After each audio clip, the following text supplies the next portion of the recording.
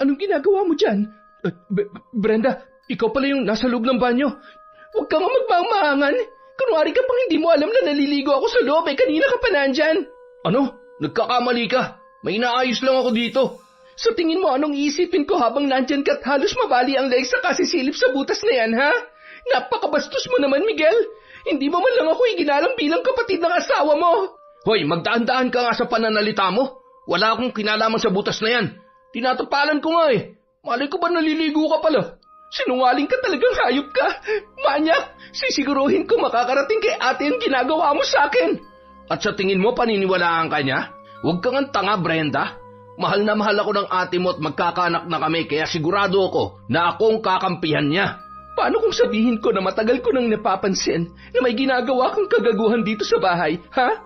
Akala mo ba talaga hindi kita pagdududahan? Matagal ko nang napapansin na lagi kang nasa labas ng banyo tuwing naliligo ako. Kaya hindi na ako magtataka na matagal mo na akong binobosohan. Manyakis kang hayop ka! Taon 2012. Biliran. Tulad ng iba, biktima rin ng broken family ang magkapatid na Brenda at Elma. Pareho ng may kani-kanyang pamilya ang kanilang mga magulang. Ni minsan ay hindi man lamang sila kinukumusta ng mga yon. Sa loob ng mahigit 10 taon ay silang magkapatid lamang ang naging magkasangga. Mas matanda ng 10 taon kay Brenda ang kanyang ate Elma. Bata pa lamang ay malapit na sila sa isa't isa, kaya kahit nang makapag-asawa na si Elma ay hindi pa rin sila mapaghiwalay.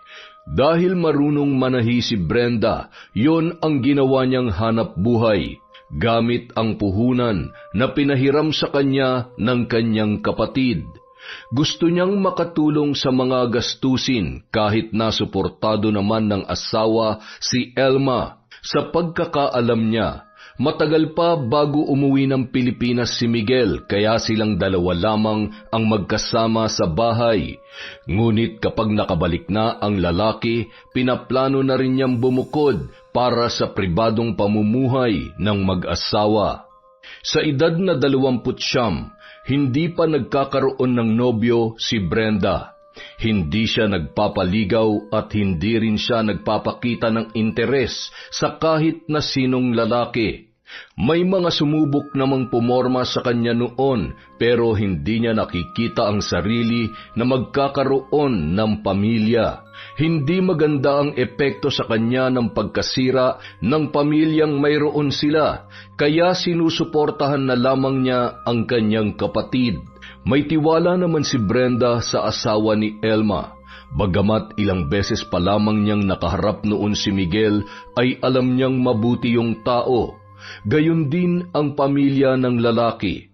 Wala naman daw problema para sa lalaki kung makikitira siya roon, pero buo na ang kanyang plano na kapag wala ng balak bumalik sa Kuwait si Miguel, ay bubukod na siya para sa kanyang sarili. Mukhang pagod na pagod ka. Ang dami na nagpapatahi sa'yo. Mas mabuti na yon ate para makaipon ako. Tsaka sa pag-deliver lang naman ako napapagod ng husto. Ang lalayo ba naman ng mga bahay dito Parang may galit sa isa't isa mga tao. Ikaw talaga. Hindi kasi to kagaya sa atin noon na probinsya rin naman pero halos dikit-dikit ang mga bahay. Dito kasi malalaking lupa ang pagmamay-ari ng mga residente kaya malalayo ang agwat ng tinitirhan ng bawat isa.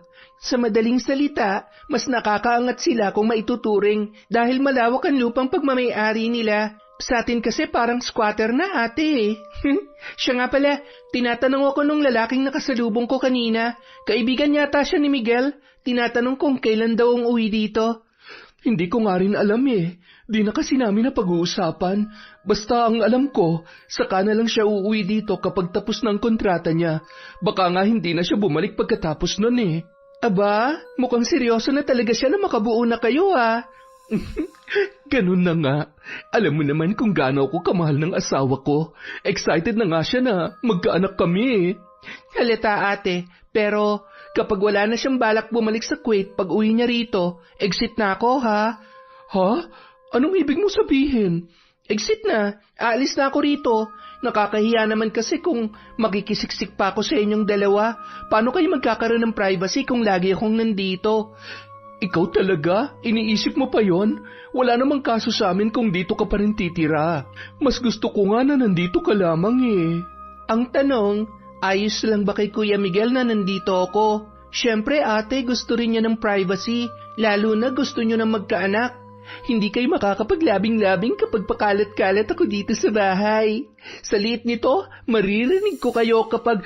Ano ka ba, Brenda? Huwag na nga natin pag-usapan yan. Sus, bakit ka namumula? Sa akin ka pa ba mahihiya, ate? Grabe ha, mas kilala mo pa nga ako kaysa sa sarili ko at ganun din ako sa'yo kaya huwag ka mahiya sa mga ganyang usapan. Nangyayari naman talaga yon sa totoong buhay.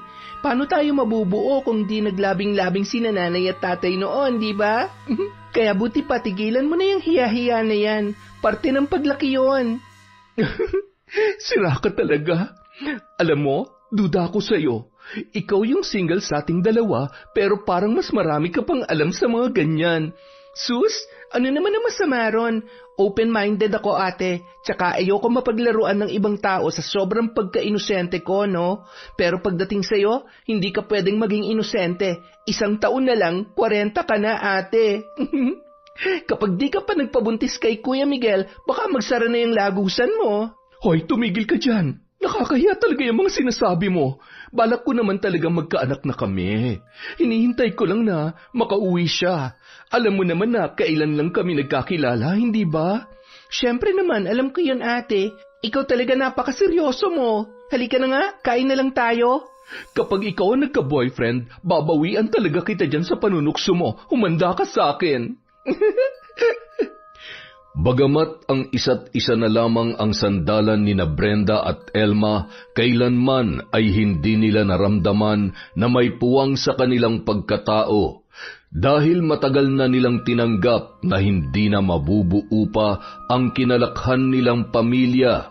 Wala na silang magagawa kung magkaibang buhay ang pinili ng kanilang mga magulang dahil nasa hustong edad na sila para magdesisyon kung ano ang kanilang magiging kapalaran.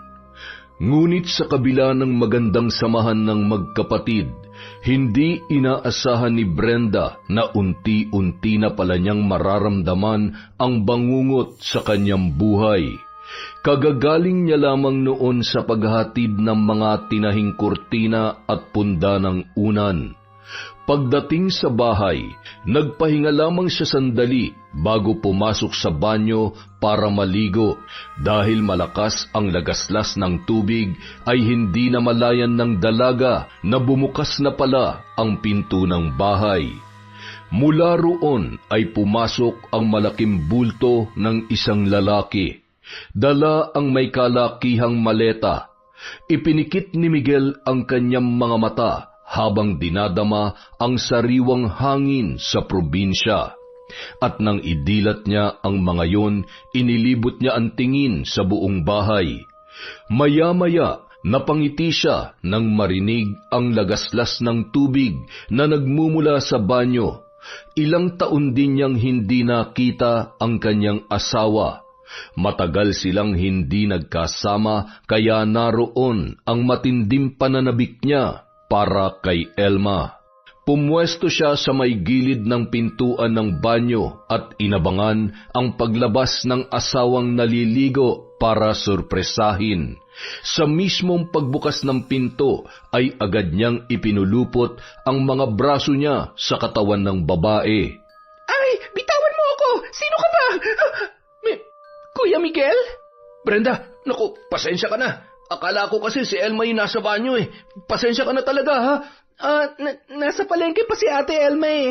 Maya-maya nandito na rin yun, pero bakit hindi ka nagsabi na uuwi ka na pala?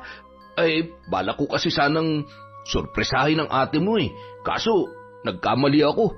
Kala ko siya yung naliligo. Naku, nakakahiya tuloy sa'yo. Ayos lang, kinabahan lang ako kasi akala ko may iba nang nakapasok dito sa bahay habang naliligo ako eh. Hindi ko pa naman naririnig kapag bumukas yung pinto dahil maingay yung lagaslas ng tubig. Ay, hayaan mo. Hindi na mauulit to. Kumusta nga pala kayo rito ng ate mo? Ayos naman kami, kuya. Ikaw, Tapos na bang kontrata mo kaya napaagang uwi mo? Oo, ang totoo niyan. Hindi na ako babalik sa Kuwait ngayon nakauwi na ako rito. Yun nga rin ang sinabi sa akin ni Ate Elma. Teka, kumain ka na ba? Hindi pa kasi kami nakakaluto eh. Sinaing pa lang ang meron. Hinihintay ko pang pinamili ni ate para makapagluto ng ulam. Ayos lang ako. Kumain naman ako kanina tsaka may dala rin akong lechon manok para sa inyo ni Elma. Pasensya ka na talaga, Brenda ha. Nawala kasi sa isip ko na nandito ka nga rin pala. At tungkol nga pala dyan, napag-usapan na namin ni ate na aalis na ako kapag nakauwi ka na. Ha? Bakit naman? Nakakahiya kasi kung makikisiksik pa ako rito. Tsaka kaya ko naman ng bumukod. May murang mauupahan sa bayan. Nakapagtanong-tanong na ako ron. Ano ka ba? Hindi ka naman namin pinapalis. Sigurado kong ayos lang sa ate mo na nandito ka at ganun din naman sa akin. Kaya hindi mo kailangang umalis, Brenda. Dito ka na lang muna. Pero kahit sana hanggang sa makapanganak lang si Elma. Dahil hindi na ako babalik sa Kuwait, may plano akong pagkakitaan. Kaya madalas pa rin maiiwan dito na mag-isa ang ate mo. Ang advance mo naman mag-isip. Hindi pa nga nabubuntis si ate. Huwag kang mag-alala. Next month may laman ng tiyan nun. Hindi ako papayag na hindi pa kami makabuo. Hay nako, kayo na lang ni ate mag-usap tungkol dyan. Nga pala, wala ka pa rin bang boyfriend? Hindi ko naman kailangan magkaroon. Ibig sabihin wala pa nga. Ireto ko kaya sa iyo yung tropa ko. Matagal na ring single yun eh. Malay mo mag-match kayo. Nako, ayoko sa mga reto-reto na yan. Parang pilit na pilit eh. Tsaka nananahimik ang buhay ko, no? Ayoko ng lalaki sa buhay ko. Mananahina lang ako. Magkakapera pa ako nun. Ano ka ba? Maikli lang ang buhay para ubusin lang sa pagkita ng pera. Hindi mo naman ikamamatay kung maglalaan ka rin ng kaunting panahon para sa love life mo. Ano ka ba? Makita ko lang kayo ni ate na masaya, okay na ako. Hindi ko kailangan ng boyfriend. Ay, teka, isusurpresa mo si ate, di ba? Maya-maya lang nandito na yon. Gusto mo ba magtago? Yun nga sana ang plano ko eh. Pumalpak lang kanina. Sige, tutulungan kitang isurpresa siya. Noong una, wala namang naging problema si Brenda sa pagbabalik ni Miguel. Bagamat sinabi na niyang aalis siya roon, ay ang mag-asawa na mismo ang nakiusap sa kanya na doon na lamang muna tumira. Kaya lamang, hindi niya maiwasang mailang minsan tuwing naglalambingan ang mag-asawa, kaya sinasanay niya na ang sarili na umaalis ng bahay. Naghahanap na lamang siya ng mapapasyalan para makapagpalipas ng oras. Bumabalik na lamang siya sa bahay tuwing hapon. Sa gabi naman ay maaga siyang natutulog. Mabuti na lamang at 2 ang kwarto sa bahay na yun, kaya kahit papaano nabibigyan niya ng privacy ang 2. Sa madalas na pag-alis ni Brenda, nakilala niya ang dalagang si Raya na anak ng isa sa mga kaibigan ni Miguel. Dahil mas kabisado ng dalagita ang lugar, isinama siya noon sa ilog at doon sila nagpapalipas ng oras. Madalas nakikipagbiruan si Brenda kay Miguel dahil tulad niya ay palabiro rin yon at masayahin. Hindi tulad ng kanyang ate na mahiyain at madalas ay seryoso. Kaya naman, hindi niya naisip na ang ginagawa niyang pakikitungo sa lalaki ay binibigyan na pala noon ng mali siya.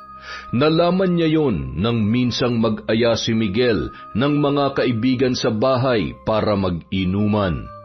Lagi raw yon ginagawa ng kanyang bayaw tuwing umuuwi ng Pilipinas. Nagpapaluto yon ng masarap na ulam at iba pang mga putahe para sa malalapit na kaibigan at ilang kapitbahay. Bumibili rin yon ng maraming alak kaya magdamag ang inuman doon. Habang naghahanda ng mga pulutang dadalhin sa mga nag-iinuman, walang kaalam-alam si Brenda na nauna na pala siyang ginawang pulutan ng mga kaibigan ni Miguel at sinasakyan pa yon ng kanyang bayaw. Pare, baka naman pwede mo akong ireto dun sa hipag mo. Kursunada ko eh. Mukhang hindi nagpapaligaw pero maganda ha. Nakakagigil din pag tinititigan eh. Ibang klase ang datingan. Nako, mahihirapan ka ron kay Brenda, tol. Kung hindi ko nga lang siya kilala baka inisip kong tibu yan Kahit tibu pa siya, kaya ko pa rin siyang buntisin.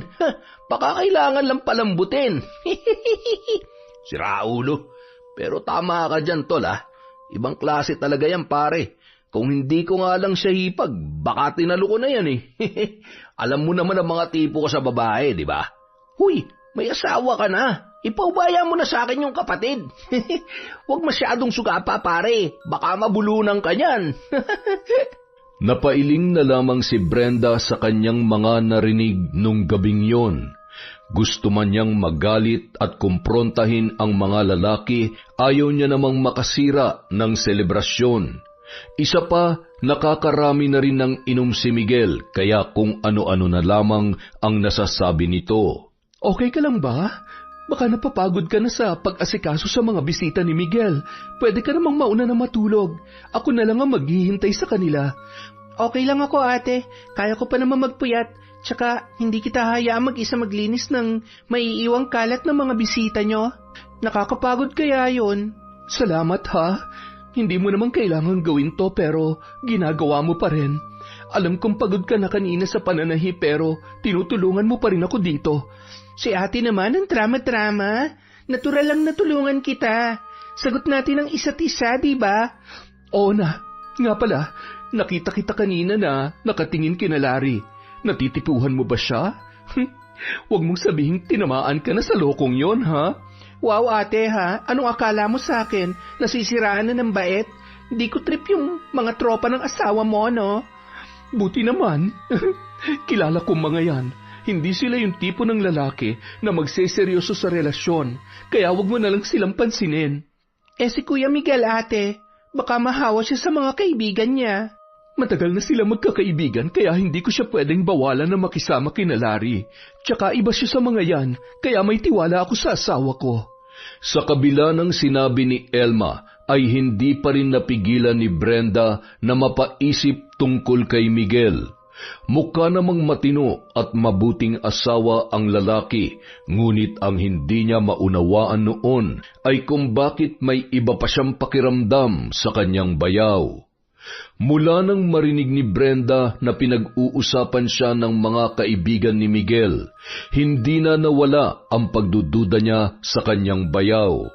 Ngunit dahil ayaw niyang pagmulan ng hindi pagkakaunawaan ng mag-asawa, ay hindi niya na lamang sinabi sa kanyang ate ang tungkol doon. Sinarili na lamang niya ang mga narinig, kahit na nabastos siya sa mga sinabi ni Larry nung gabing yon, na kinunsinti naman ng kanyang bayaw na si Miguel. Sa paglipas ng mga araw, ang nararamdaman ni Brenda na pagkailang kay Miguel ay mas lalo pang lumala nung madalas silang naiiwan sa bahay ng sila lamang dalawa. Kapag may lakad kasi si Elma ay naiiwan siya dahil may mga tahiin na kailangang tapusin. Habang abala sa ginagawa, pakiramdam niya ay may nagmamasid sa bawat kilos niya. At sa tuwing mag-aangat siya ng tingin, nahuhuli niya si Miguel na nakatayo sa may pinto ng kwarto ng mag-asawa na tila sinasadyang siya ay panoorin. Tuwing nahuhuli niya ang lalaki ay kaagad na umiiwas yon ng tingin at magkukunwari na lalabas ng bahay. Mas lalo pang lumala ang kakaibang pakiramdam ni Brenda tuwing naliligo siya sa banyo. Pakiwari niya ay may nanonood sa kanya habang siya ay naliligo at nagbibihis sa loob noon. Mawawala lamang ang pakiramdam na yon kapag nakalabas na siya ng banyo. Kaya naman nang minsan silang magkita ng kaibigan at dati niyang kaklase nung high school na si Mia, ay nabanggit niya ang tungkol doon. Ano? Binubasuhan ka? Hindi ako sigurado pero yun ang nararamdaman ko tuwing naliligo ako at nagbibihis sa banyo, Mia. Seryoso ka ba? Di ba wala ka namang ibang kasama dun sa bahay kundi ang bayaw mo? Nakakaloka yung iniisip mo, ha? Kasi bakit ka naman bobosohan ng asawa ng ate mo? Ikaw na nga nagsabi sa akin noon na parang kapatid na rin ang turing sa'yo ni Miguel. Kaya nga hindi ako sigurado eh. Pero nitong mga nakaraang araw kasi, palala na ng palala yung pagkailang ko sa kanya. Nako ha, kung ganyan ang pakiramdam mo sa lalaking yon, mag-iingat ka, Beshi. Base sa mga kwento mo, hindi rin maganda ang kutob ko sa bayaw mo, pero teka, kumusta naman ang trato niya sa ate Elma mo? Ayos naman ba? Hindi ba siya sinasaktan? Hindi naman ganun si Kuya Miguel. Hindi ko pa nga sila nakikita nag-away eh. Mahaba naman ang pasensya nilang dalawa kaya kapag nagka-problema, pinag-uusapan nila kaagad. Mukhang pa-good shit lang yung bayaw mo para di mo pagdudahan. Basta mag-iingat ka sa kanya. Mag-lock ka ng pinto ng kwarto tuwing gabi, ha? Yun na nga ang problema ko kasi yung kwarto lang nilang may lock sa pinto. Yung tinutulugan ko, kortina lang ang pangsara. Ay, hirap naman yan, Besh. Delikado ka talaga niyan. Babawan mo na lang siguro ang tulog mo. Huwag tulog mantika. Baka isang gabi, magising ka na lang na minamanyak ka na ng lalaking yon. Huwag naman sanang umabot sa ganon, Besh. Nire-respeto ko siya dahil mahal na mahal siya ng ate ko. Kaya nga kahit iba ng pakiramdam ko, hindi pa rin ako nagsasabi kay Ate Elma dahil alam kong masasaktan siya. Sakaling may gawing kalokohan si Bayaw.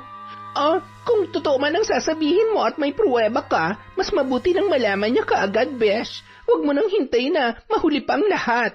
Babae ka at dalaga pa, kaya dapat mong ingatan ang sarili mo. Hindi mo nga isinuko ang bataan sa kahit na sinong lalaki tapos mamanyaking ka lang ng bayaw mong yon? Aba, deserve niyang mataga. Taga agad? Oo, no? Para di natularan ng iba. Joke lang. Basta kung kakailanganin mong tulong ko, sabihan mo lang ako, Besha. Kahit ako mismo sumugod sa bayaw mo, gagawin ko para sa'yo. Di ikaw nang matapang.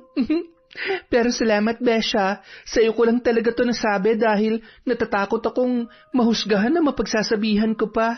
Huwag ka mag-alala. Kilala na kita noon pa, kaya alam kong hindi ka basta mag-iimbento lang ng kwento.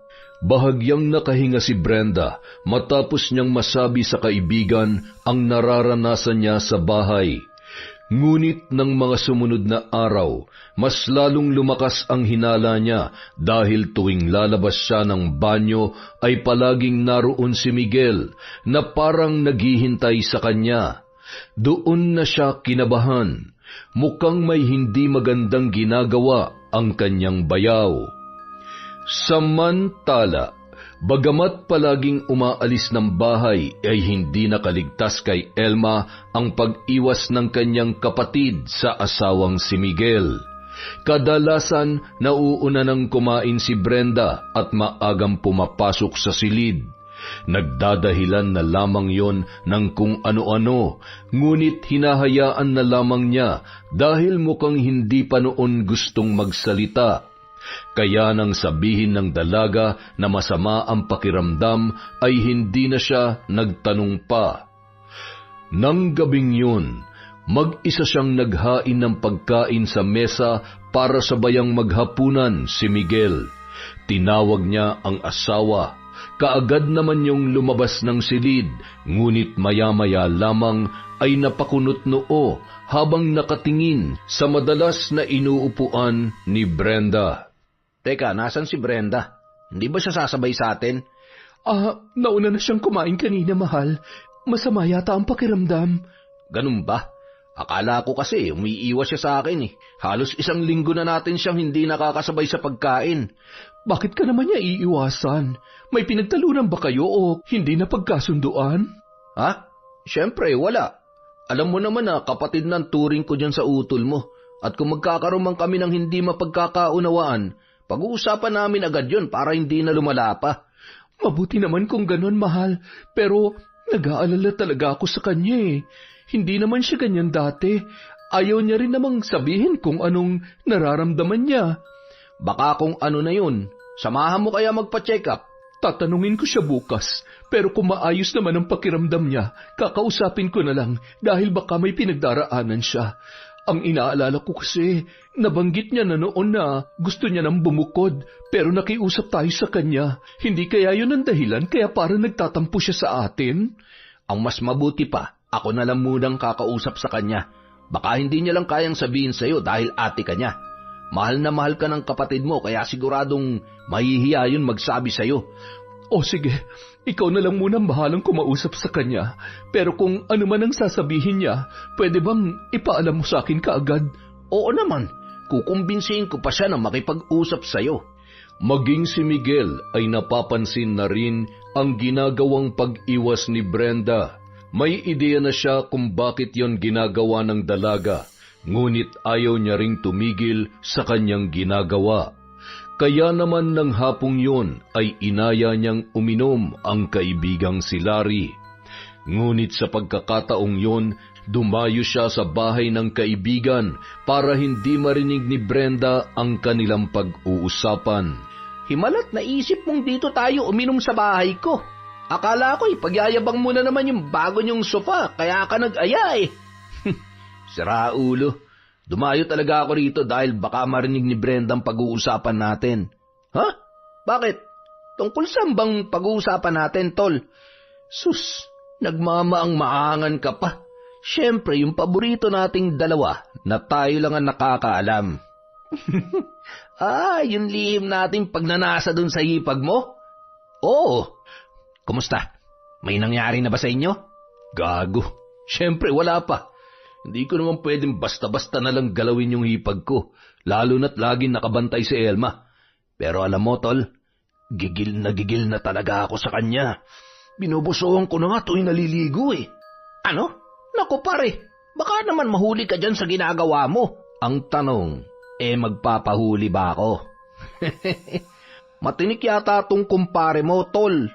Paano mo ba ginagawa yun? Inaabangan ko lang siya tuwing maliligo. Kabisado ko na nga kung anong oras siya pumapasok at lumalabas ng banyo eh. Minsan pa nga, dun siya nagbibihis sa kwarto niya. Napaka-flawless pare. Sobrang kinis ng mga hita. Wala man lang kahit konting peklat. Medyo kinulang lang siya sa dibdib pero pwede na yun. Kaya naman pala mukhang solve ka eh. Hayaan mo sa susunod, doon naman tayo magiinom sa bahay. Kapag tulog na siya, ikaw na ang humusga. Alam mo kung anong suot niya kapag natutulog? Nakakamison lang, Tol. Kung hindi nga lang nakakulambo yun, mas maganda sana ang view eh. Kailan tayo magiinuman sa bahay niyo, Tol? Hindi na ako makapaghintay. Ngayon na kaya? Gago. Sa susunod na linggo. Tol, nang sumapit ang araw na yon, nagtagumpay sina Miguel at Larry sa kanilang pinaplano. Natuloy ang pag-iinuman nila sa bahay ng mag-asawa. Nagkataon pa na may sakit si Brenda, kaya maaga yung nagpahinga at napahimbing ang tulog. Habang abala sa pag-aasikaso ng pagkain si Elma, pasimpleng pumasok ng bahay si Larry. Halos buhatin na noon ang mga paa sa takot na makalikha ng ingay habang naglalakad patungo sa kwarto na tinutulugan ng dalagang hipag ng kanyang kumpare. Marahang hinawi ni Larry ang kurtinang tumatabing sa pintuan ng silid. Napangisi ang lalaki nang makitang nakahiga nga roon si Brenda at mahimbing na natutulog. Ngunit sa kanyang pagkadismaya, nakasuot ng mahabang pantulog ang dalaga, kaya wala siyang napala sa pagsilip doon. Napailing na lamang si Larry at napakamot ng batok. Akmang lalabas na siya ng silid nang makita niya ang mga nakasalansang damit ni Brenda. Napatangu-tangu siya habang nangingiti sa kanyang naisip. Lumapit siya sa kinaroroonan ng mga damit at kinuha ang pulang panloob ng dalaga bago umalis ng silid. Ngunit sa paghawi ni Larry ng kurtina, muntik na siyang mapasigaw nang makita na naroon si Elma. Anong ginagawa mo sa kwarto ng kapatid ko? Pasensya ka na, Maria. Hinahanap ko kasi yung banyo niya eh. Kwarto pala ito na pasukan ko? Ilang beses ka nang gumamit ng banyo rito. Hindi mo pa rin alam? Nandun sa may kusina. Hindi dito sa kwarto ni Brenda. Pasensya ka na talaga, Mare. Lasing na tong kwarto mo, tong kumpare mo eh. Pwede ba ituro mo na lang sa akin kung nasan yung banyo? Baka magkamali na naman ako ng pasukin eh. Sa susunod, Huwag ka nang dadayo ng inom dito sa bahay kung hindi mo namang kaya yung sarili mo. Hindi ka pwedeng basta-basta na lang pumasok sa mga kwarto dito, lalo na sa kwarto ng kapatid ko. Konting respeto naman. Hindi umubra kay Elma ang pagdadahilan ni Larry dahil sa sinasabi niyang kalasingan. Kahit hindi pa tapos mag-inuman ay sinabihan na niya ang asawa na gusto niya nang magpahinga.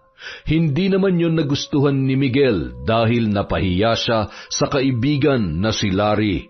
Ano ba namang kabastusan yun, Elma? Nakita mo naman nagiinuman pa kami ng kumpare ko. Sinabi ko naman di ba, gusto ko na magpahinga. Napagod ako maghapon sa paglilinis ng bahay at pamamalengke. Hindi pa ba sapat na dahilan yon? Ang sabihin mo, ayaw mo lang na nagiinuman kami rito. Bakit? Ikaw na ba magdedesisyon ngayon sa pamamahay na to? Baka nakakalimutan mo, Elma. Pero akong pinampatayo nito, kaya ako dapat ang masunod. Ano? Asawa kita, Miguel. Hindi kita amo para sundin lahat ng gusto mo. Kung asawa rin ang tingin mo sa akin, dapat nakikinig ka rin sa opinyon ko. At inaalam mo rin kung sang-ayon ba ako sa ginagawa mo. Kung ganyan ka mag-isip, ano ba ako sa bahay na to, ha? Ang dami mong dada. Nagiinuman lang naman kami. Dati naman namin ginagawa to Bakit ngayon ka lang nagre-reklamo ng ganyan? Pwes, kung magiinuman kayo, siguruhin mong alak lang ang pakay ng kumpare mo. Anong ibig mong sabihin? Ha? Nakita ko si Larry na pumasok sa kwarto ni Brenda. Tama ba yun? Ano? Teka, baka naman nagkamali lang ng pinasukan. Sabi niya kasi kanina magbabanyo siya. Ilang beses na ba siyang nakapunta dito sa bahay, ha? Ilang beses na ba siyang gumamit ng banyo rito? Imposible magkamali siya, Miguel. Ano ba? Ano bang gusto mong palabasin? Na sinadyang pumasok ni Larry sa kwarto ng kapatid mo? Ano naman ang gagawin niya ron? Aba, malay ko. Pero isa lang ang malinaw sa akin. Mali ang ginawa niya. Kahit nga ikaw na may-ari ng bahay na to, hindi ka pwedeng pumasok sa kwarto ni Brenda, lalo na kung natutulog siya ron at walang kamalay-malay. Siguro naman ngayon naiintindihan mo na ang pinupunto ko. Matapos ang pagtatalong yon, ilang araw na hindi nag-usap ang mag-asawa. Hindi rin nagkikibuan ang mga yon, kaya nakahalata na rin si Brenda na wala pa ring alam sa nangyayari. Ate, ayos lang ba kayo ni Kuya? Parang di kayo nagkikibuan Kaninang umaga, di rin kayo sabay kumain. Nag-away ba kayo? Nagtalo kami nung nag-inom sila ni Larry dito. Bakit naman? Nanggulo ba si Larry? Hindi naman. May hindi lang ako nagustuhan. Ay, basta ikaw, lagi ka mag-iingat sa mga tao nakakasalamuha mo, ha? Huwag ka masyado magtitiwala kahit gaano mo pa sila kakilala. Bakit bigla ka naging ganyan, ate? May nagbabanta na ba sa buhay ko na hindi ko alam? Siyempre wala. Pero porke ba wala nagbabanta, hindi ka na mag-iingat. Sus, ako pa ba, ate? Lagi naman ako nag-iingat Kahit nga germs, magdadalawang isip pang lumapit sa akin. Hindi mo ako kailangang alalahanin, okay? Oo na. Masyado kang seryoso? Naninibago tuloy ako. May iniisip lang kasi ako ngayon. Pero wag mo nang intindihin yon. Okay, sinabi mo Nakampante noon si Brenda dahil wala pa siyang kaalam-alam sa tunay na nangyayari. Hindi na rin niya nakikita si Miguel na nag-aabang sa kanya tuwing lalabas ng banyo, kaya akala niya ay tumigil na ang lalaki sa ginagawang pamboboso sa kanya. Ngunit nabuhay ang pag-aalala niya na makausap niya ang isa sa mga naging kaibigan niya sa sitio na si Raya, ang kapatid ni Larry. Sandali silang nakapagkwentuhan nang ihatid niya ang tinahing punda ng unan sa dalaga. Paalis na sana siya noon nang sabihin ni Raya ang narinig na usapan ni na Miguel at Larry na mag-inuman doon ang dalawa. Nalaman niya na lihim pala siyang pinagnanasaan ng kanyang bayaw at pasimple pa siyang binobosohan tuwing naliligo sa banyo. Sumiklab ang galit sa kanyang kalooban dahil sa nalaman mula sa kaibigan. Tinrato niya si Miguel na parang tunay na kapatid, kaya hindi niya lubos maisip na tama ang kanyang kutob, na mayroon yung ginagawang hindi maganda sa kanya. Noon pa man, Naikwento na sa kanya ni Raya na gumagamit si Larry ng ipinagbabawal na gamot, kaya hindi raw malabong gumagamit din si Miguel noon. Bigla siyang nakaramdam ng takot, hindi lamang para sa sarili kundi pati na rin sa kanyang kapatid. Lalo na at mukhang may hindi na pagkakasunduan ang mag-asawa. Kaya naman, sa kabila ng nalaman ay nagdalawang isip siya na sabihin yon kay Elma. Siguradong hindi papayag ang kanyang ate na wala yung gagawin sa pambabastos sa kanya ni Miguel. Tiyak na mauuwi sa wala ang ilang taong relasyon ng dalawa at hindi na rin mabubuo pa ang pinapangarap na pamilya ni Elma. Kaya naman, humantong siya sa isang desisyon. Balak niyang ituloy na ang pag-alis sa bahay na yon bago pa man siya pagmulan ng kaguluhan. Ate, hindi pa rin ba kayo nagkakasundo ni Kuya? Bakit mo naman natanong yan? Mukhang napapatagal na kasi ang hindi niyo pagkikibuan. Ngayon lang yan, pero balak ko nang makipag-ayos sa kanya. Talaga? Oo, balak ko kasi siyang sorpresahin. Sorpresahin? Paano mo naman gagawin yon, ate? Simple lang, ipapakita ko to sa kanya. Ha? Pregnancy test kit? Buntis ka na, ate? Oo, kahapon ko lang nalaman. Nagtataka kasi ako kung bakit delayed ako. Yun pala, dinadala ko na magiging panganay namin ni Miguel. Kapag nalaman niyang buntis ako, siguradong lalambot ka agad yun. Matagal niya nang gustong magkaroon kami ng anak. Matutupad na ang pangarap mo na bubuo sa pamilya niyo, ate. Oo, pero kahit magkaroon pa ako ng maraming anak, gusto ko, nandito ka lamang sa tabi ko, ha? Kaya sana, huwag ka munang umalis dito. Samahan mo ako sa pagbubuntis ko. Okay lang ba sa iyo yun? Napilitan na lamang na pumayag si Brenda sa hiling ng kanyang ate dahil sa pagbubuntis noon. Ngunit naroon pa rin ang pangamba na baka hindi na siya makapagpigil pa sa susunod na bastusin siya ni Miguel. Kung noon ay maaga siyang naliligo, hinihintay na muna niyang umalis ng bahay ang kanyang bayaw bago niya yun gawin. Hindi na rin siya nagsusuot ng kamison tuwing natutulog. Pinalitan niya na yon ng mahabang damit para hindi na magkaroon pa ng dahilan ang lalaki na gawan siya ng masama. Lumipas ang mga araw, gumana naman ang diskarte ni Brenda.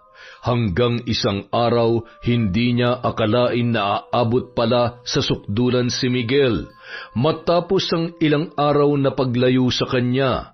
Nang araw na yun ay umalis si Elma para makipagkita sa kaibigang magbibigay ng mga pinaglumaang damit at mga lampin ng anak. Wala rin noon sa bahay si Miguel dahil may inaasikaso raw na racket, kaya siya lamang ang naiwan doon. Kampante siyang lumabas ng silid at naligo ng matagal sa banyo. Hindi niya namalayan na nakabalik na agad ng bahay ang kanyang bayaw at natsyempohan siyang muli na naliligo. Habang nasa loob at nagbubuhos, biglang natigilan si Brenda nang muli na namang mag-iba ang kanyang pakiramdam. Napakurap-kurap siya habang marahang pinipihit ang gripo. Inabot niya ang tuwalya at mabilis na ibinalot ang kanyang katawan. Nang masigurong natatakpan niya na ang kanyang kabuuan, ay mabilis niyang binuksan ang pinto ng banyo. At mula roon ay kitang-kita niya si Miguel na halos mabali na ang leeg sa kasisilip sa maliit na butas sa plywood na dingding ng kanilang banyo. Nakaluhod pa noon sa sahig ang lalaki dahil naroon ang maliit na butas. Sa tabi ng lalaki ay ang natuyong bubble gum na kanyang ipinantatapal sa butas para walang makahalata sa ginagawang kademonyuhan. Anong ginagawa mo dyan? Brenda, ikaw pala yung nasa loob ng banyo? Huwag ka nga magmaang-maangan. Kunwari ka pang hindi mo alam na naliligo ako sa loob, kanina ka pa nandyan. Ano? Nagkakamali ka. May inaasikaso lang ako, no? Ano sa tingin mong iisipin ko habang nandyan ka at halos mabali ang leg mo sa kasisilip sa butas na yan, ha? Napakabastos mo naman, Miguel. Hindi mo man lang ako iginalang bilang kapatid ng asawa mo. Hoy, magdaan-daan ka nga sa pananalita mo. Wala akong kinalaman sa butas na yan, ha? Tinatapalan ko nga eh. Malay ko ba naliligo ka pala? Sinungaling ka talagang hayop ka. Manyak, sisiguruhin ko makakarating kaya yung ginagawa mo sa akin. At sa tingin mo, paniniwalaan ka niya? Huwag kang tanga, Brenda. Mahal na mahal ako ng ate mo at magkakaanak na kami. Kaya siguradong ako ang paniniwalaan niya. Paano kung sabihin ko na matagal ko nang napapansin na may ginagawa kang kagaguhan dito sa bahay, ha? Akala mo ba talaga hindi kita pinagdududahan? Matagal ko nang napapansin na lagi kang nasa labas ng banyo tuwing naliligo ako. Kaya hindi na ako magtataka na matagal mo na akong binobosohan. Manyakis kang hayop ka. Isa pa, akala mo ba hindi ko alam na pinagdanasahan niyo ako ng kaibigan mong si Larry? Ano? Hoy, magdaan-daan ka dyan sa pambibintang mo, ha? Pwede kitang ireklamo. Paninirang puri na yan. Hindi yan paninira. May nakarinig sa inyo na manyakis mong kaibigan habang nag-uusap kayo sa inuman. At talagang pinagplanuhan pa akong pasukin ng hayop na yon sa kwarto ko para lamang mamboso. Wala kang pruweba sa mga sinasabi mo, kaya manahimik kang babae ka. Hindi na napigilan ni Brenda ang galit kay Miguel, kaya nasampal niya ang lalaki.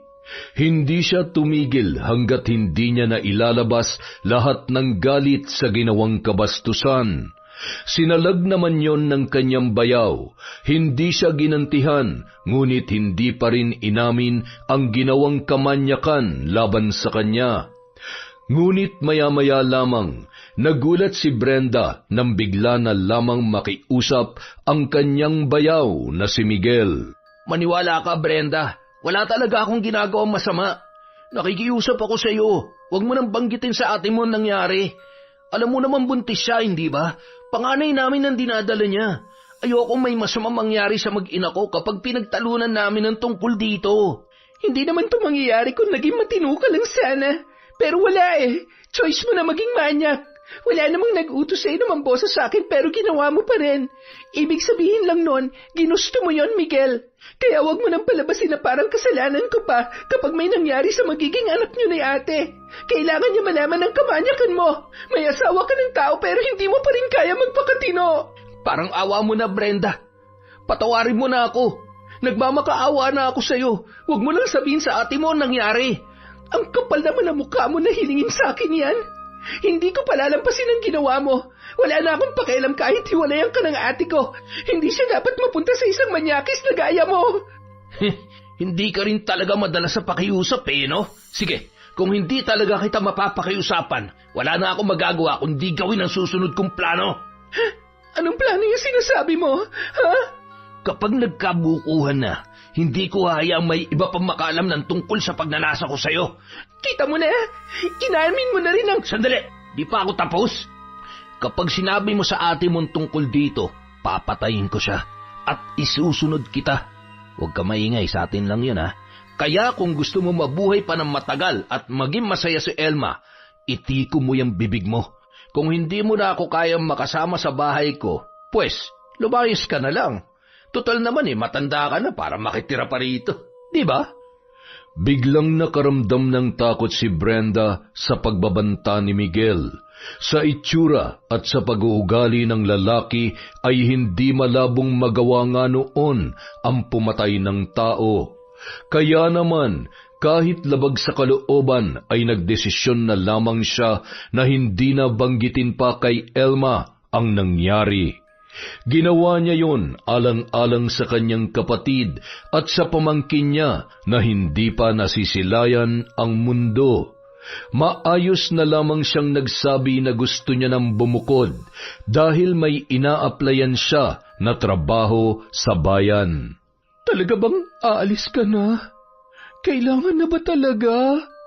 Pasensya ka na, ate. Kailangan ko na talagang lumipat eh. Tsaka hindi na rin magandang nakikitira pa ako dito sa inyo. Ayoko naman nang madagdagan pa yung utang na loob ko sa asawa mo, ate. Ha? Teka, siya ba ang dahilan kaya ka aalis? Hindi, ate. Ayoko lang na may marinig ako pagdating ng araw. Kaya Inuunahan ko na. Naisip ko kasi na baka akong dahilan kaya kayo nagtatalo ni Kuya. Baka gusto niyang makapagsolo na kayo rito. Ano ka ba naman? Hindi naman yun ang dahilan. Kahit na ate, kailangan ko na talagang gawin to. Huwag ka mag-alala, bibisitahin pa rin naman kita rito kahit sa sentro na ako nakatira. Nasa isang bayan pa rin naman tayo, di ba? Sige na nga. Basta mag-iingat ka ron, ha? Oo naman. Matanda na kaya ako. Kaya ko ng sarili ko, ate. Kaya ikaw, ang sarili mo at ang magiging anak nyo naman ang isipin mo, okay? Ay, ano pa nga ba? Pero mamimiss talaga kita. Kahit malapit ka na mag-30, baby sister pa rin ang tingin ko sa'yo. Mamimiss din kita, ate. Pero konting tiis lang muna, ha? Isipin mo na lang, parte ng pagtanda ang paghihiwalay nating dalawa. Parang sasabog ang dibdib ni Brenda sa pinaghalong lungkot at galit nang lisanin niya ang bahay na yun. Hindi niya akalaing hahantong sila sa ganoong sitwasyon dahil sa pagnanasa sa kanya ni Miguel. Sa tanang buhay niya, hindi pa siya nabastos ng ganoon. Ngunit yun din ang unang pagkakataon na may nagbanta sa buhay nilang magkapatid, kaya ganun na lang ang takot na kanyang naramdaman. Pansamantala muna siyang nakituloy sa bahay ng kaibigan niyang si Mia na isa ring single mom. Walang ibang kasama sa bahay ang babae kaya kaagad siyang tinanggap nang sinubukan niyang makituloy doon. Uy Mia, maraming salamat sa pagpapatuloy mo sa akin dito ha. May pera naman akong pangrenta pero di rin naman madaling makahanap ng malilipatan eh. Sus, kahit nga dito ka na tumira eh. Makakatipid ka pa. Wala naman akong ibang kasama rito, tsaka hindi ako nagpapapunta ng mga lalaki sa bahay kaya safe na safe ka. Pero nakakahiya naman. Hay nako, mahiya ka kung magiging pabigat at palamunin ka lang dito. Sa pagkakakilala ko naman sa'yo, masipag ka at magaling makisama kaya ayos lang sa akin. Pwede ka magambag sa kuryente at tubig. Sa pagkain, ikaw nang bahala sa sarili mong budget. Kung gusto mong magluto ng sarili mong pagkain, walang problema sa akin. Medyo mapili kasi ang anak ko, kaya alam mo na. Naiintindihan ko naman yon. Pero sige, kung talagang okay lang sa'yo na nandito ako, hindi na ako maghahanap ng mauupahan. Kung gusto mo, ako na lang ang kunin mong labandera. Hindi na ako magpapabayad dahil libre naman ang pagtira ko dito. Gaga, pinatuloy kita rito dahil kailangan mo ng matutuluyan at gusto ko rin magkaroon kami ng kasama na mapagkakatiwalaan ko. Hindi ako naghahanap ng labandera, oy. Una sa lahat, si nanay ang naglalaban ng mga damit namin dahil buwan-buwan ako nag-aabot sa kanila. Kaya hindi mo kailangang isipin ang mga labahin namin. Sarili mo na lang ang asikasuhin mong lukaret ka, ha? Pero nahihiya talaga ako sa iyo eh. Kung habang buhay kang mahihiya, baka wala ka na talaga maging kaibigan. Pero teka nga, bakit bigla ng pag-alis mo? Kanina pa tayo nag-uusap pero hindi mo pa rin sinasabi sa akin. Umabot na kasi sa sukdulan si Miguel. Nahuli ko na siya sa akto na namboboso sa akin habang naliligo. Talaga? Anong reaksyon niya? Umamin ba siya? Itinanggi pa rin niya kahit huling-huli na siya sa akto. Nung una, nakiusap pa siya sa akin na huwag sabihin kay Ate Elma ang nangyari. Tapos, nung hindi ako pumayag, binantaan niya ako, Mia. Sabi niya, kapag nagsalita ako, papatayin niya si ate at isusunod niya raw ako.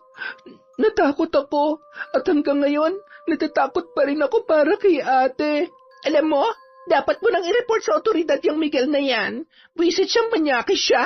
Ang kapal ng mukha niyang pagbantaan ka, samantalang siya naman ang may nagawang masama at hindi ikaw. Yun na nga eh.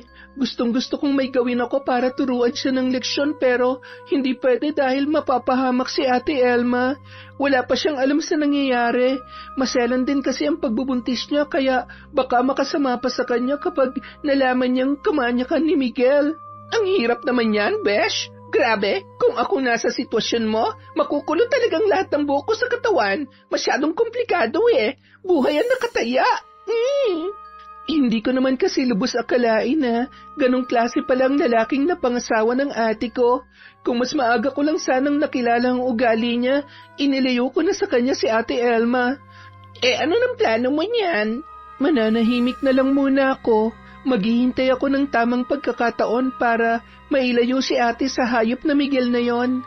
Nagdesisyon si Brenda na tanggapin ang alok ni Mia, na doon na lang muna siya tumira sa bahay ng kaibigan para hindi na siya gumastos pa ng renta. Mabait naman at marunong yun makisama, kaya wala siyang naging problema. Mabuti na lamang nadala niya ang mga gamit niya sa pananahi, kaya naman nakapagsimula siyang muli. Tinulungan siya ng kaibigan na magkaroon ng mga bagong customer. Ang kinikita niya roon ay hinahati niya sa pang-ambag sa mga gastusin sa bahay at sa ipon niya para sa kanila ni Elma. Ngunit habang nag-iipon si Brenda at sinusubukang mamuhay ng tahimik kahit malayo na sa kanyang kapatid, dumating naman sa kanya ang isang masamang balita. Nang umalis siya sa bahay ni Miguel, ay ibinigay niya ang cellphone number niya kay Raya para makibalita sa nangyayari sa kanyang ate. Halos araw-araw siyang nakakatanggap ng balita mula sa dalaga, ngunit sa pagkakataong yon, tila huminto sa pagtibok ang kanyang puso nang malamang wala na ang kaisa-isa niyang kapatid. Kaagad siyang nag-empake ng ilang pirasong damit at pinuntahan ang bahay nina Elma at Miguel. Nang makarating siya roon, ay sumalubong sa kanya ang malamig na bangkay ng kanyang ate. Huli na pala nang malaman ni Raya ang tungkol doon dahil nakaburol na si Elma nang dumating siya sa bahay na mag-asawa. Kung saan-saan kita hinanap para ipaalam sa iyo na wala na ang ate mo, pero hindi ko alam kung saan ka pupuntahan. Anong nangyari sa kanya? Bakit siya namatay, Miguel? Binangungot ang ate mo, Brenda. Pagising ko, hindi na siya gumagalaw sa higaan namin. Akala ko nga masama lang ang pakiramdam niya, pero nung damhin ko ang pulso niya, doon ko lang nalaman na wala na siya. Wala na ang asawa ko. Wala na rin ang magiging anak namin. Ang sakit, Brenda. Napakasakit.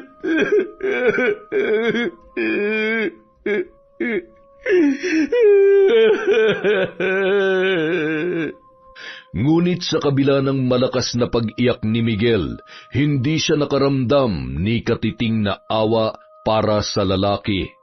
May kung ano sa loob niya na wari nagsasabi na hindi niya yun dapat kaawaan. Gusto niyang maniwala na binangungot lamang si Elma, ngunit iba ang isinisigaw ng kanyang isip. Lalo na nang mapansin niya ang pasa sa may kaliwang braso ng kanyang ate na mukhang sinadyang itago. Naikuyom niya ang mga kamao dahil sa namumuong galit. Sinulyapan niya si Miguel na nooy ganap na ganap pa rin sa pag-iyak habang nakatingin sa ataul na kinalalagyan ng kanyang ate Elma. Hinablot niya ang braso ng lalaki at binulungan para sila ay mag-usap sa labas. Marami siyang gustong itanong kay Miguel, ngunit ayaw niyang gumawa ng eksena sa mismong burol ng kanyang kapatid. Magsabi ka ng totoo, Miguel. Anong nangyari sa ate ko? Ha? Sinabi ko na sa iyo, Brenda. Maniwala ka naman. Binangungot ang ate mo. Bakit sa tono ng pananalita mo parang iniisip mo pa na may kinalaman ako sa pagkamatay niya? Nawalan ako ng asawa at anak. Pero kahit umiiyak ka, bakit parang may ginawa ko pa rin? Pinagbibintangan mo ba ako? May dahilan ba para pagbintangan kita? Alam mo, kung pumunta ka lang dito para manggulo, hindi ka na sana nag-abala pa. Umalis ka na. Kaya kong asikasuhin ang burol at libing ng ate mo mag-isa. Nakita ko may pasa si ate Elma sa braso. Anong ginawa mo sa kanya, ha? Sinasaktan mo ba siya? Wala akong ginagawa sa ate mo. Buisit ka. Huwag mo akong akusahan ng mga bagay na hindi ko namang ginawa. Hindi pa kita inaakusahan, Miguel. Nagtatanong pa lang ako. Pero sa pagsagot mo sa akin, parang pinapahalata mo na rin na guilty ka sa pagkamatay niya. Mag-iingat ka sa mga sinasabi mo. Baka may kalagyan ka. Sa pagkakataong yun, Hindi na nagpadala pa si Brenda sa pagbabanta ng kanyang bayaw. Batid niya na may itinatago ang lalaki, kaya nanatili siya sa bahay na yon para malaman kung ano ang tunay na dahilan ng pagkamatay ng kanyang kapatid. Tumulong siya sa pag-aasikaso sa mga nakikipaglamay. Ipinaalam niya rin sa mga magulang nila ang nangyari kay Elma, ngunit gaya ng inaasahan, wala naman ni isa sa mga yon ang dumating para makiramay o magluksaman lamang. Pakiramdam ni Brenda, mag-isa na lamang siya ng mga panahong yun. Hindi niya alam kung sino ang kakapitan, gayong may isa pa siyang malaking problema na kailangang mabigyan ng kasagutan. Lihim niyang minamatyagan si Miguel habang nananatili pa rin siya roon. Palagi niyang sinusundan ang lalaki tuwing may kinakausap yon, sa pag-asang may makukuha siyang impormasyon tungkol sa pagkamatay ni Elma. Sa ikatlong gabi ng burol, mangilan-ngilan na lamang ang pumupunta para makipaglamay at maaga na ring nag-uuwian. Kaya naman, nung gabing yon, tanging sina Brenda at Miguel na lamang ang naiwan sa bahay, kasama ang bangkay ni Elma. Kasalukuyang naghuhugas ng mga tasang pinagkapihan ng mga nakipaglamay si Brenda nang maramdaman niyang may nakatayo sa kanyang likuran. Kaagad siyang napalingon. Lumakas ang kabog ng kanyang dibdib nang malingunan doon si Miguel na blanko ang ekspresyon at walang kaimik-imik habang nakatingin sa kanya. May kailangan ka ba? Oh, ikaw. Napatili si Brenda nang bigla na lamang siyang sinunggaban ng lalaki at tinakpan ng panyong may kakaibang amoy ang kanyang ilong. Nagsisigaw ang dalaga, ngunit halos hindi na yon marinig dahil sa panyong nakatakip sa kanyang bibig. Nagpumiglas siya para makawala mula sa pagkakahawak ni Miguel, pero maya-maya lamang ay nakaramdam na siya ng panghihina. Hanggang sa unti-unti nang nandilim ang kanyang paningin. Nang magkamalay si Brenda, sumalubong sa pandinig niya ang tawanan ng dalawang lalaki na nakatayo sa paanan ng kama. Dahan-dahan niyang iminulat ang kanyang mga mata para tingnan kung sino yon. Ganoon na lamang ang takot na kanyang naramdaman nang makita sina Miguel at Larry na parehong walang pang-itaas at nakasuot na lamang ng panloob sa ibabang bahagi ng katawan habang naninigarilyo sa loob ng kwarto ni na Miguel at Elma. Nang ilibot niya ang kanyang paningin, sa kanya lamang napagtanto na nakagapos ang magkabila niyang kamay sa itaas ng katring kanyang kinaroroonan. Wala na siyang kahit isang saplot sa katawan at may busal din ang kanyang bibig, kaya hindi niya magagawang sumigaw para humingi ng tulong. Kaagad niyang ipinikit ang mga mata nang dumako ang tingin sa kanya ni Larry. Sa takot na may gawin sa kanya ang lalaki kapag nalaman na nagkaroon na siya ng malay. Hindi niya alam kung anong nangyayari at kung bakit siya nakagapos sa kama. Ang huling naaalala lamang niya ay nung tinakpan ni Miguel ng panyo ang kanyang ilong bago siya nawalan ng malay. Ngunit nung mga oras na yon, isa lamang ang malinaw sa kanya. Walang magandang gagawin sa kanya ang dalawang lalaki na noon pa ay may lihim na pagnanasa sa kanya. Tirahin mo na yan, pre. Mas magandang laban kung pareho tayong may amats mamaya habang ine-enjoy natin ang katawan ni Miss Beautiful. Nakakagigil, pre. Sariwang-sariwa. Pero, teka, paano ka nakakasigurong wala pa nakakagalaw dyan kay Brenda?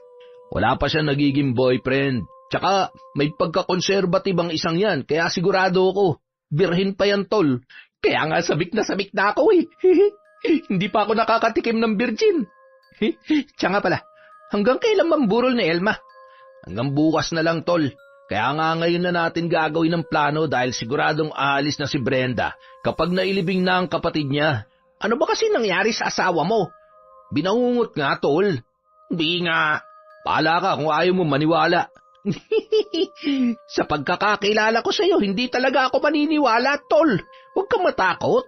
Magkasangga naman tayo noon pa, kaya kahit ano pang gawin mo, walang ibang makakaalam kundi tayong dalawa lang.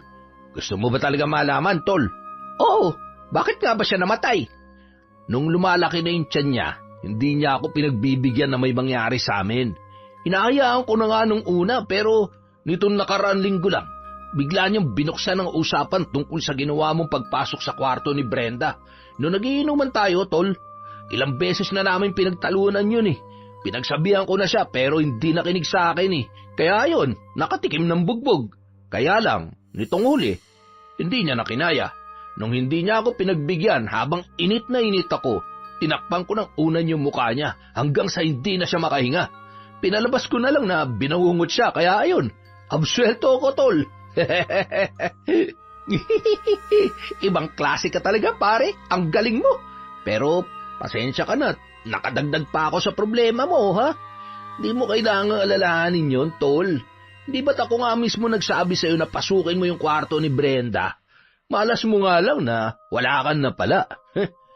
Pero ngayong gabi, tol, siguradong hindi na ako uuwing bigo. Nang gabing yun, walang kalaban-labang hinalay ni na Miguel at Larry na nooy parehong nasa impluwensya ng alak at ipinagbabawal na gamot ang nakagapos na si Brenda.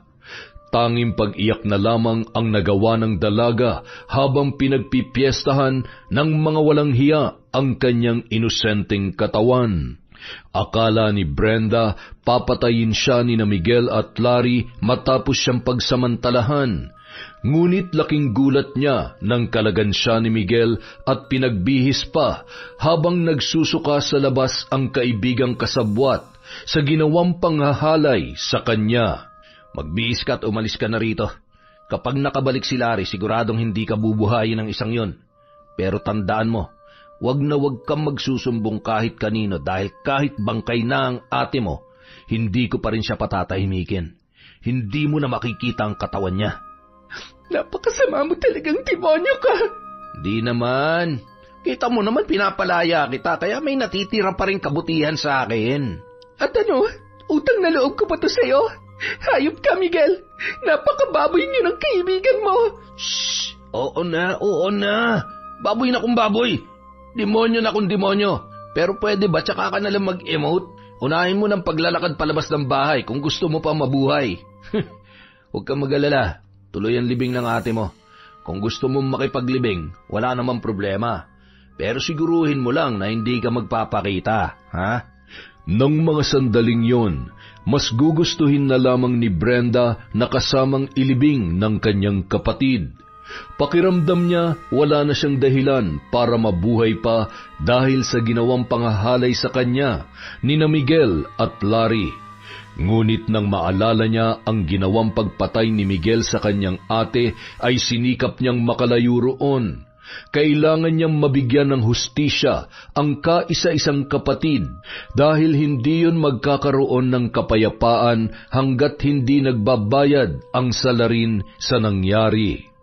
Bagamat hirap na hirap, pinilit niyang tumakbo papalayo sa bahay ni Miguel.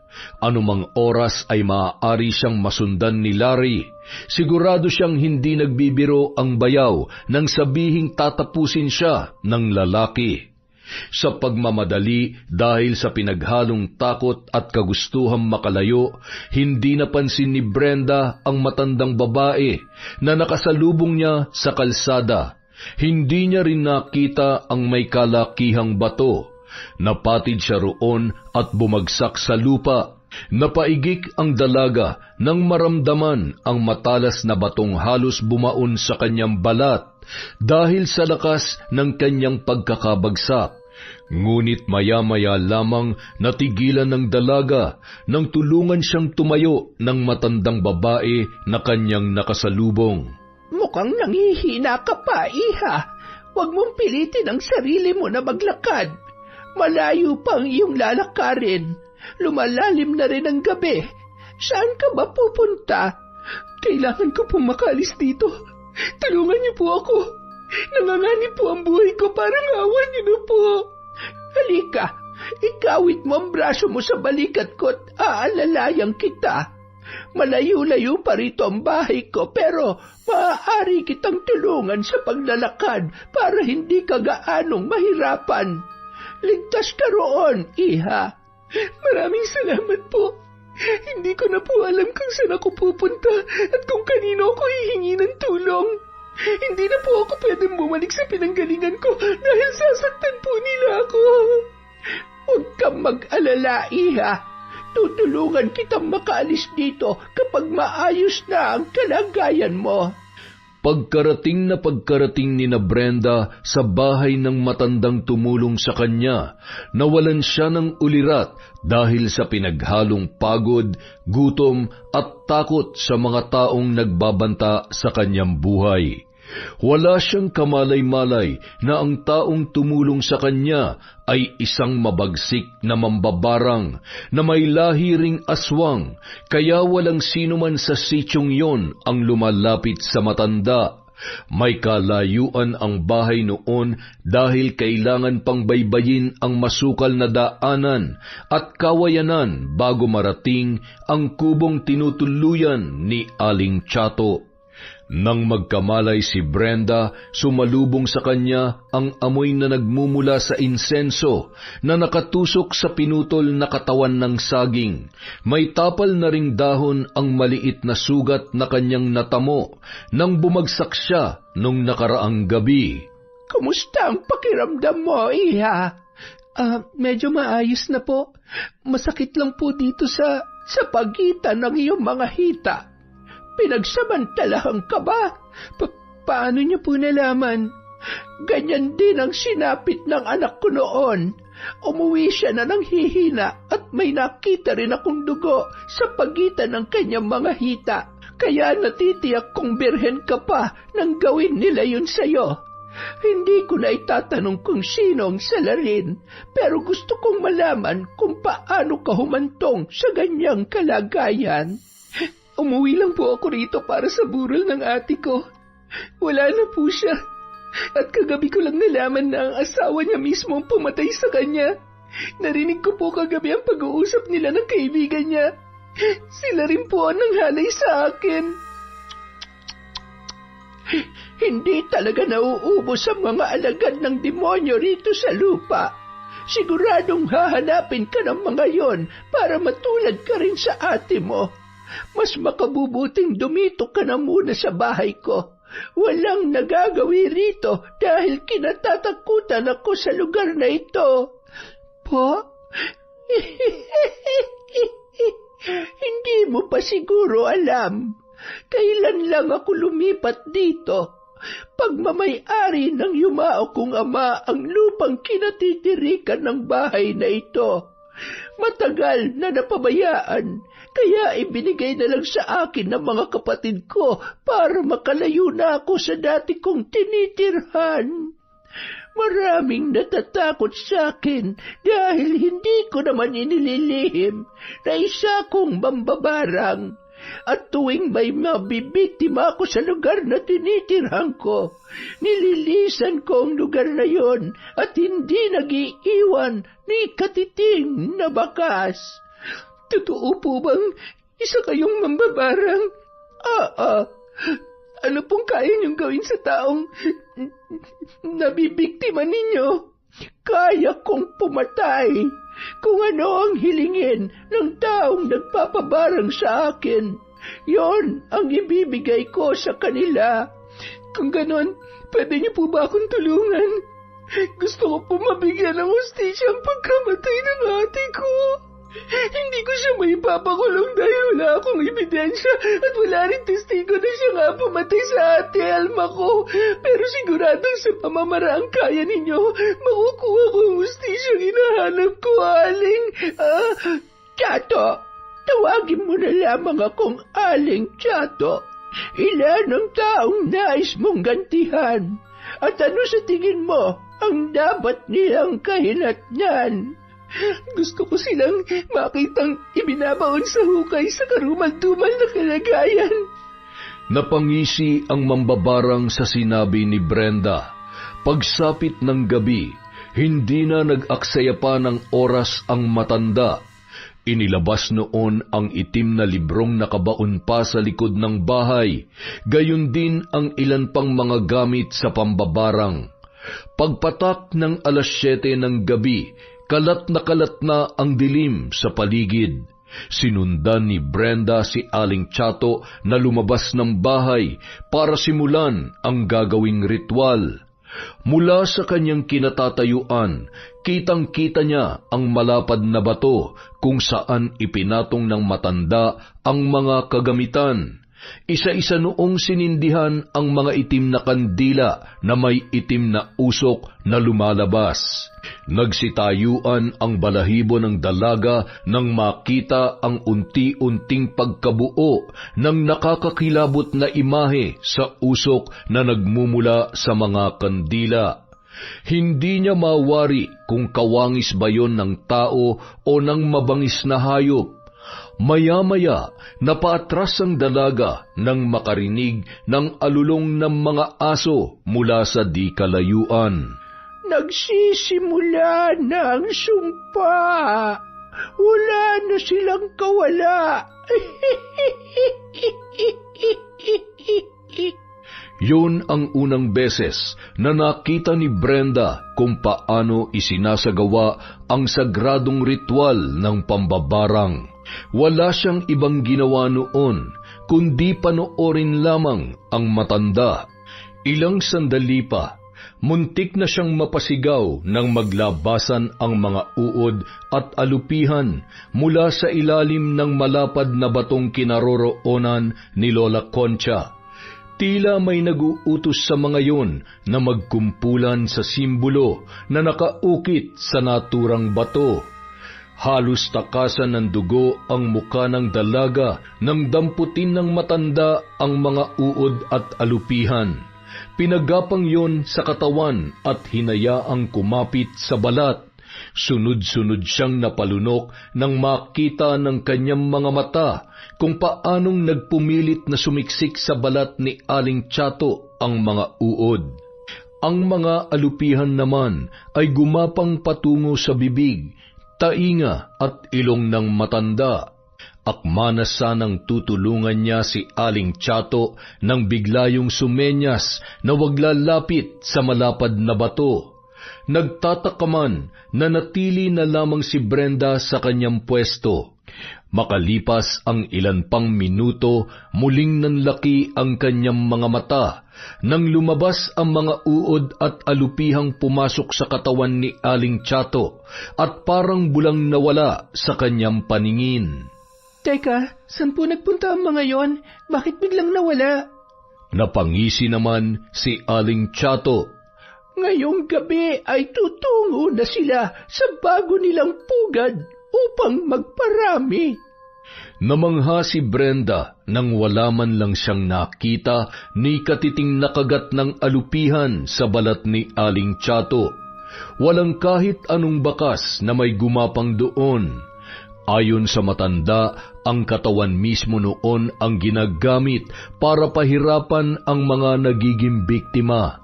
Sa paraang yon ay mas madaling malalaman ng mambabarang kung gaano katindi ang pagpapahirap at kung dapat pa yung dagdagan. Pero Aling Chato, gusto ko po sana na ako ang mag-asikaso ng paghahatid kay Ate Elma sa huli niyang hantungan. Makakabalik po ba ako sa bahay nila nang hindi masasaktan ni na Miguel at Larry? Wala na silang magagawa para saktan ka pa, Iha. Sa mga oras na ito ay wala na sila sa bahay na yon dahil sa takot na may makakita sa kahindik-hindik nilang itsura. Kinabukasan, laking pagtataka ng mga nakikipaglibing nang hindi pa rin lumalabas ng bahay si Miguel. Dumating na rin doon ang mga tauhan mula sa punerarya para isakay ang ataul sa karong gagamitin sa pagdadala ng bangkay sa huli nitong hantungan. Nagkakagulo na ang mga tao sa labas nang dumating si Brenda. Nagdahilan na lamang siya na bumalik muna sa inuuwian niya sa bayan para kumuha ng ilang gamit. Inusisa siya ng kanilang mga kakilala kung nasaan si Miguel. Ngunit nagpanggap na lamang siya na hindi niya alam na umalis pala ang kanyang bayaw. Itinuloy na lamang niya ang pagpapalibing sa kapatid ng araw na yon nang hindi inaalala pa ang kanyang bayaw. Isa sa mga nakikipaglibing ay si Mia. Bakas ang pag-aalala sa mukha ng kanyang kaibigan nang muli silang magkita matapos niyang i-text ang pangahalay sa kanya ni na Miguel at Larry. Sigurado ka bang hindi na sila susulpot dito? Baka mamaya bigla na lamang silang sumugod para patayin ka. May tiwala ako kay Aling Chato. Sigurado akong ginawa niya ang lahat para mabigyan ng hustisya ang pagpatay ni Miguel sa ate ko at sa pangahalay nila sa akin. Saka ko na lang sila haharapin pagkatapos ng libing. Matapos ihatid sa huling hantungan si Elma, muling bumalik sa sitio si Brenda para ayusin ang mga naiwang gamit ng kanyang kapatid. Inayos niya ang mga damit at inilagay sa mga kahong binili niya. Ilang sandali pa, napasinghap siya nang makita ang isang plastik na naglalaman ng tig-100 piso. Nang buklatin niya yon ay tumambad sa kanya ang kapirasong papel. Binuksan niya yon at binasa ang nakasulat. Nagngilid ang kanyang mga luha dahil sa mga nakasaad doon. Para sa pinakamamahal kong kapatid.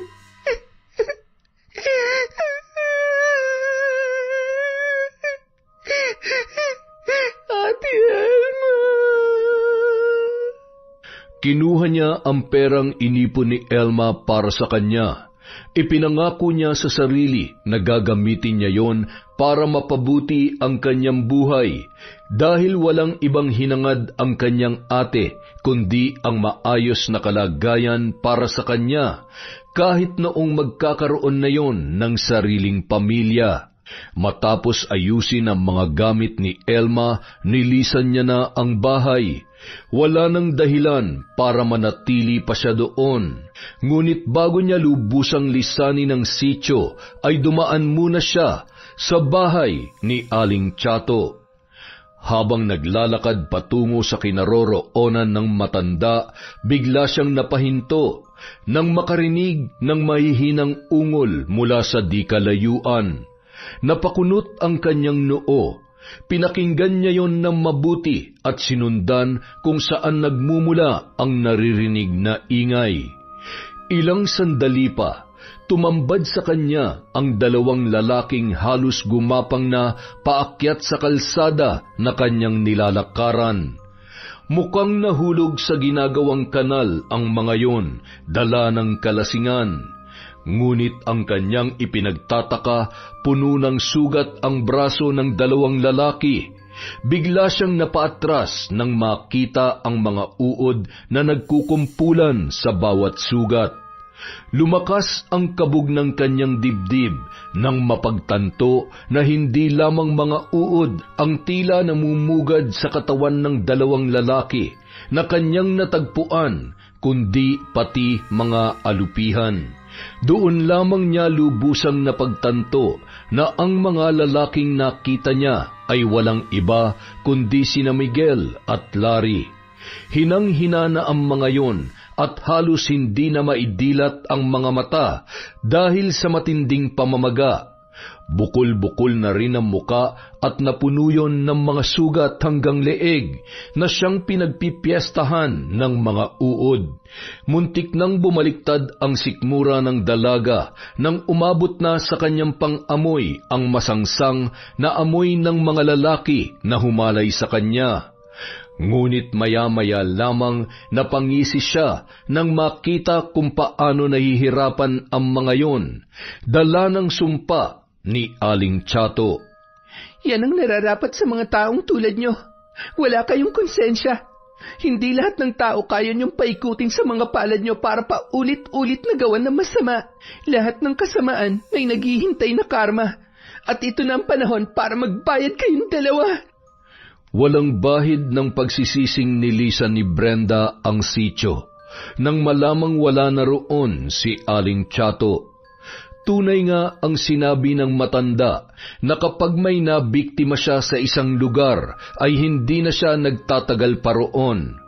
Walang iniwang bakas si Aling Chato, ngunit malaki ang pasasalamat niya dahil kahit bigo siyang mabigyan ng hustisya ang nangyari sa kanila magkapatid sa pamamagitan ng batas na pantao, nakamit naman niya yon sa tulong ng itim na mahika na siyang pinakamatinding karma ng mga tao na may atraso sa kanila.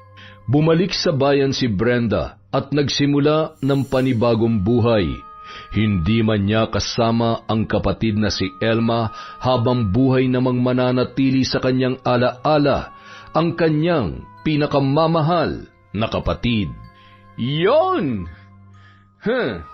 Ano nga yun? Mag-shoutout na nga lang tayo. Simulan po natin kay Beth Mercado. Hi din po kay Desiree De Los Santos, kay Jerlyn Arbado, kay Jerlyn Batal, kay Milrose Galvez, kay Baby Dang Cordero. Hi din po kay Diana Shaira M. Baringel. Hi po kay OFW TikToker. Hi kay Edith De Lima, kay Lady Dam, Teresa Liorca, kay Rosalie Bang from Bukidnon. Hi din po kay Selena Libona, kay Joel Marasigan, kay Jelana Amanda, kay Cleo Abalos, Kim Bara. Hi po kay Eunice Sagaledo family from Babes. Hi kay Cherry Corralde, kay Leonila Mempin. Shout out kay Abigail Garcia, kay Rosana Kaufman, kay Dizon Nena. Hi kay Susan Manalo, kay Lian Manicane, kay Manisan Mamot Mapadtaya, kay Maria Jeline Canto. Hi kay Sherilyn Villaruel. Hi din po kay Elizabeth Dungka, kay Gay Somodio, kay Virginia Belay. Happy birthday po kay Mark Allen Kulit. Pasensya na po kung na-late si Kaenteng sa pagbate from Len Elizaga. Hi din po kay Alona Kisim. Hi kay Rosemary Laudencia, kay Arlene Torquisa, kay Judith TV 17, Purificacion Pasinoble, Carlota Gonzalez, kay Edemy De Goma. Hi kay Hannah, Aubrey, Nico, JD Xavier, Santi, Carmela, Gab at Kendra from Leia Gawaran. Hi po kay Yasmin, kay Jelyn Shawan, kay June Mateo, kay Cherry Mukbanger ASMR, kay Hilario Patra Jasmine. Shout out po kay Bryson Victoria, kay Kath Blardoni, kay Gina Gia Tinga, kay Maura, kay Christine Victorino. Hi kay Hannah Maylin Sesgundo, kay Rosalie Cawano, sa Ude family ng Bridgepoint, Pampanga from Robilin Ude. Hi din po kay Ella Heda, kay Nur OFW Riyadh. Hi kay Ami Viray, kay Tekia Eugenio from Madel Santia. Hi po kay Irma Umali. Hi din po kay Charlene Gumansing, kay Chander de Guzman, kay Raquel Shibata, kay Tess Sumanting. Hi po kay Ungo Jennifer Kagalitan of Saudi Arabia from Triple 1989. Hi din po kay Baby Lou Di Maunahan at syempre kay Rachel Yamo. Para po sa mga hindi nabanggit, meron pa po tayong mga susunod na kwento. Maraming salamat po mula sa Kwentong Enteng.